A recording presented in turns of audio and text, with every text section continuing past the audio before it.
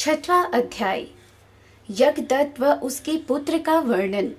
यज्ञदत्त जब कभी भी घर आकर अपनी पत्नी से गुणनिधि के संबंध में पूछता कि इस समय गुणनिधि कहाँ है, तो वह सदा झूठ बोल देती और कह देती कि घर से बाहर गया हुआ है, या तो वह कहीं स्नान आदि कर रहा होगा या देव मंदिर में बैठकर भगवान का पूजन कर रहा होगा।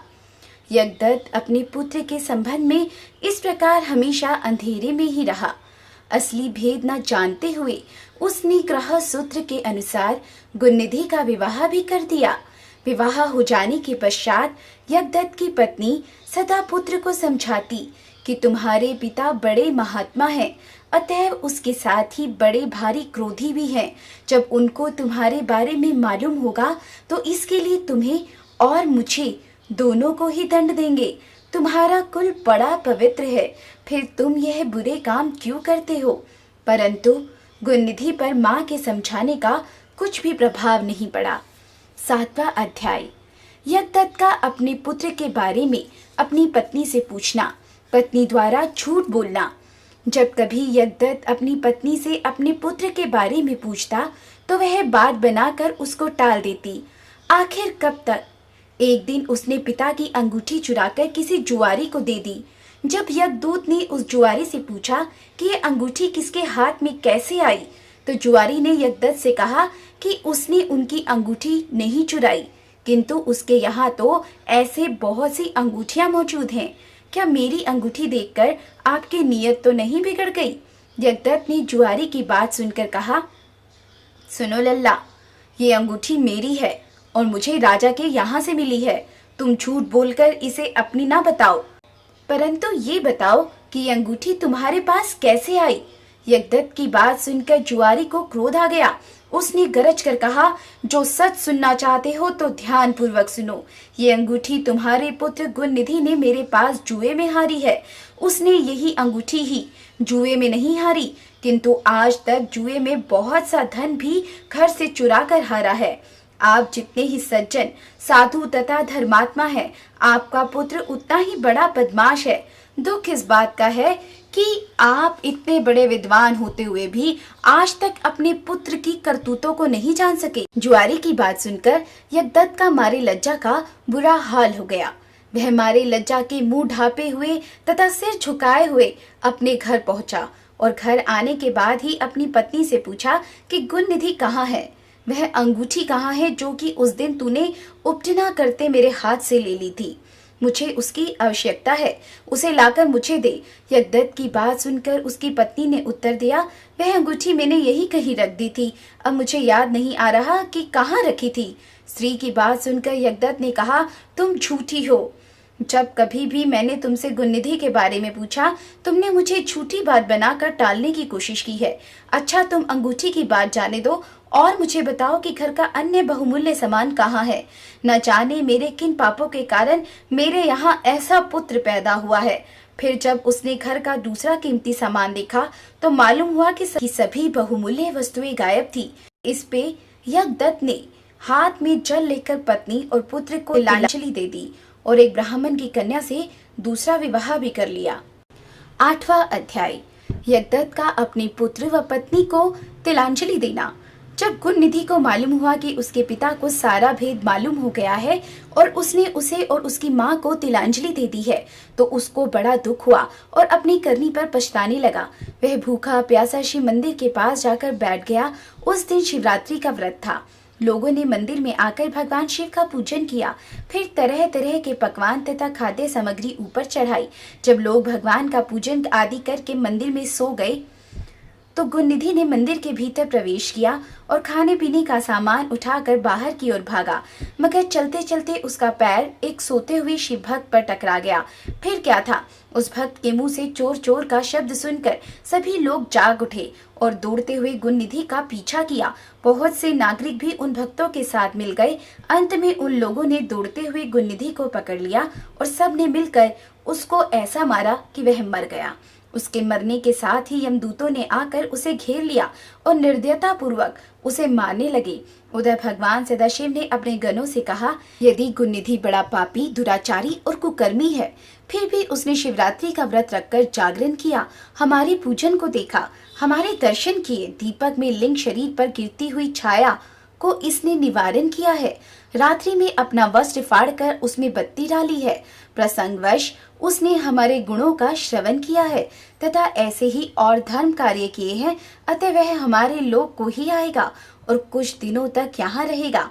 उसके पश्चात यह कलिंग देश का राजा होगा। तुम लोग वहां जाकर गुणनिधि को यमदूतों के बंधन से मुक्त करो, क्योंकि हमने उसे अपना लिया है। अतः भगवान सदाशिव की आज्ञा पाकर विमान पर बैठकर शूलधारी उनके पार्षद भी घटना स्थान पर पहुंच गए और बोले, यमराज के गणों, तुम अब इस परम धर्मात्मा ब्राह्मण को छोड़ दो, क्योंकि अब इसमें कोई पाप शेष नहीं रहा। यमदूतों ने भगवान श्री सदाशिव के पार्षदों से कहा, यूं तो आपकी आज्ञा हमारे सिर माथे पर है, मगर ये तो दुष्ट महापापी कुकर्मी मांस तथा मदिरा का प्रयोग करने वाला, पर स्त्री तथा वैश्यगामी माता पिता की आज्ञा न मानने वाला चोर तथा जुआरी है। हम लोग इसलिए इसको ले जा रहे हैं। यमदूतों की बात सुनकर शिव के पार्षदों ने कहा, तुम मूर्ख हो, यह ब्राह्मण पापी नहीं है। इसका सबसे बड़ा धर्म तो ये है कि इसने पुराना कपड़ा जलाकर शिवालय में प्रकाश किया, रात्रि भर जागरण किया। स्थिर चित्त से शिवालय के द्वार पर बैठकर इसने भगवान श्री सदाशिव के पूजन को देखा और हरि कीर्तन किया और सुना। इसलिए भगवान श्री सदाशिव की इच्छा अनुसार ये कलिंग देश का राजा बनाया जाएगा। और इस प्रकार कहने के पश्चात भगवान श्री सदाशिव के पार्षद गुणनिधि को अपने साथ ले गए। 9वां अध्याय। शिवरात्रि के व्रत के कारण गुणनिधि का शिवलोक जाना। यमदूतों से मुक्ति पाकर गुणनिधि भगवान श्री सदाशिव के पार्षदों के साथ विमान पर चढ़कर शिवलोक को गया। यमदूतों ने जाकर सारा वृतांत यमराज से कहा, जिसे सुनकर यमराज ने कहा, जो व्यक्ति भस्म रमाए हुए हो, रुद्राक्ष की माला धारण किए हुए हो, शिवलिंग का पूजन करता हो और श्री सदाशिव के गुणों का गान करता हो, छल से ही सही उसके पास बिल्कुल न जाना। दूतों से ये कहकर यमराज ने भगवान श्री सदाशिव को प्रणाम किया, कहा, आप मेरे इस अनजान दोष को क्षमा कर दे। अब गुणनिधि की कथा सुनिए। यमदूतों से मुक्ति पाकर जब गुणनिधि शिवलोक को गया तो कुछ दिन तक वहां सुख भोग कर वह कलिंग देश का राजा हुआ। कलिंग देश के पहले राजा का नाम इंद्रमणि था। गुणनिधि ने इसके यहाँ अरिंदम के नाम से जन्म लिया। अरिंदम भगवान श्री सदाशिव का अनन्य भक्त था। महाराजा इंद्रमणि अपने पुत्र में उदारता, धीरता तथा वीरता इत्यादि गुण देखकर उसे राज्य पाठ देकर आप तप करने के लिए चले गए। अरिंदम ने सिंहासन पर बैठने के बाद प्रजा को यह आज्ञा दी कि सब लोग शिवालय में प्रतिदिन रात्रि को दीपक जलाया करे। यदि कोई इस आज्ञा को नहीं मानेगा तो उसका सिर धड़ से अलग कर दिया जाएगा। इस आज्ञा से राज्य भर के समस्त शिवालय प्रकाश से जगमगा उठे। राजा अरिंदम ने अपने न्याय से प्रजा को प्रसन्न किया। दीर्घ काल तक वह राज्य का सुख भोग कर शिवलोक को गया। हे नारद, शिव जी की थोड़ी सी सेवा भी बहुत फलदायक प्रमाणित होती है। यज्ञदत्त के पुत्र गुणनिधि का ये चरित्र जो सुनेगा उसकी समस्त कामनाएं पूर्ण होंगी और उसको बड़ा संतोष प्राप्त होगा। अब तुम मेरे मानस पुत्र पुलस्त्य का हाल सुनो।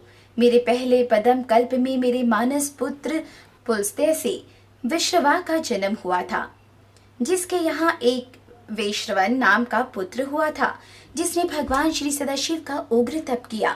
उसके उग्र तप को देखकर भगवान शंकर ने प्रकट होकर उसको साक्षात दर्शन दिए।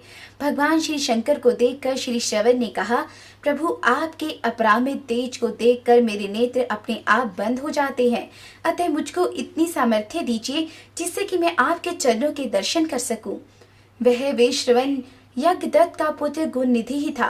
भगवान सदाशिव ने गुणनिधि की भक्तिपूर्ण बात सुनकर उसके मस्तक पर हाथ फेरा। प्रभु की कृपा भरा हाथ फेरने के साथ ही गुणनिधि में दिव्य तेज का अवलोकन करने की शक्ति आ गई।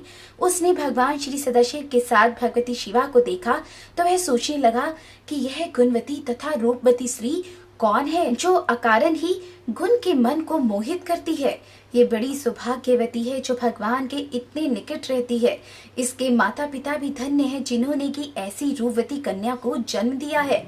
इस प्रकार बार बार विचार करते हुए राजा वैश्रवण ने भक्ति शिवा को कुदृष्टि से देखा। पार्वती जी को क्रूर दृष्टि से देखते ही उसका बाया नेत्र फूट गया। भगवती शिवा ने भगवान श्री सदाशिव से कहा, ये कैसा तपस्वी और भक्त है जो कि मुझको पाप दृष्टि से देखता है। भगवती शिवा की बात सुनकर भगवान श्री सदाशिव ने कहा, देवी, इस तपस्वी ने बड़ा उग्र तप किया है, इसलिए इसका अविश्वास करना ठीक नहीं। ये तुम्हारा पुत्र है, अतः ये तुम्हें पाप दृष्टि से नहीं देख सकता। अभी तो ये तो तुम्हारी तपस्या की सराहना कर रहा था, अतः मैं इसे निधियों का स्वामी बनाऊंगा। ये वसुओं का ईश्वर होगा। इतना कहकर भगवान श्री सदाशिव ने वैश्रवण से कहा, वत्स, तुम क्या चाहते हो? जो इच्छा हो सो वर मांगो। मेरे आशीर्वाद से तुम वसुओं के स्वामी होंगे। इसके पश्चात तुम दोनों मित्र रूप से कैलाश पर जाकर निवास करेंगे। अब तुम भगवती शिवा के चरणों में नतमस्तक होकर क्षमा की याचना करो। ये तुम पर दया करके मानसिक पाप से मुक्त कर देगी। इसके पश्चात इन्होंने भगवती शिवा से कहा, देवीशी तपस्विनी, इस अपने अगज पुत्र पर प्रसन्न हो। भगवान सदाशिव की बात सुनकर शिवा ने अपना क्रोध शांत कर दिया और कहा, पुत्र, अब तुम मेरे पुत्र हुए। शिव की भांति मैं भी तुम पर दयालु हूँ। अब से तुम्हारा नाम कुबेर होगा। तुम्हारा स्थापित किया हुआ ये शिवलिंग सिद्धियों को देने वाला होगा और पूजन करने से पापों को नष्ट कर देगा और मोक्ष को प्रदान करेगा। फिर भगवान श्री सदाशिव ने विश्वेश्वर नामक स्थान में गुणनिधि या वैश्रवण को कुबेर बनाकर प्रवेश करा दिया और स्वयं उसकी अलकापुरी नामक महानगरी के समीप ही अपना कैलाश नामक स्थान नियुक्त किया।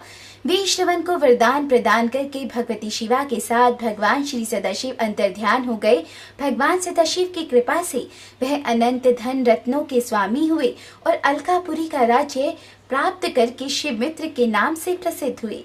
हे नारद, गुण निधि की कथा मैंने तुमको विस्तार पूर्वक सुनाई है, जो सदा आनंद को देने वाली है और तनिक चेष्टा से महान आनंद देने वाली है। गुण निधि के समान पापी भी बिना इच्छा से भूखा रहने पर शिवरात्रि का व्रत करने वाला समझा गया। भगवान श्री सदाशिव के बराबर भला और कौन दयालु हो सकता है। ओम नमः शिवाय। श्री शिव महापुराण रुद्र संहिता दूसरा खंड समाप्त। तीसरा खंड सुनने के लिए जुड़े रहे दिव्य दृष्टि एक अद्भुत सोच के साथ बेल आइकन को जरूर प्रेस कर दीजिए ताकि आपको हमारे न्यू वीडियो का अपडेट मिल सके और कमेंट बॉक्स में ओम नमः शिवाय जरूर लिखिएगा। रुद्र संहिता पार्वती खंड सुनने के लिए जुड़े रहे दिव्य दृष्टि एक अद्भुत सोच के साथ।